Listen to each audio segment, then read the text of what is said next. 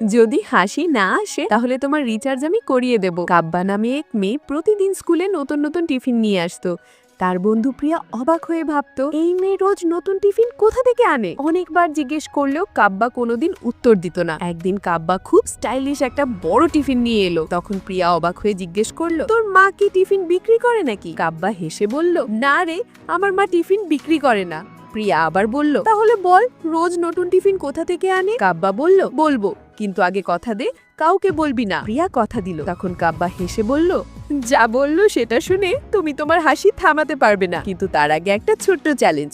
সেলিব্রিটিদের তো সবাই লাইক করে, আজ দেখি নিজের মাকে ভালোবেসে কে কে মা লিখে কমেন্ট করে। চোখ বন্ধ করে লিখবে, দেখি কতজন পারে। তারপর কাব্বা বলল, আসলে আমাদের স্কুলের ক্যান্টিনের কাকু প্রতিদিন টিফিনগুলো ভুলে যায়, আমি সেগুলোই নিয়ে আসি, তাই আমার টিফিন প্রতিদিন নতুন হয়।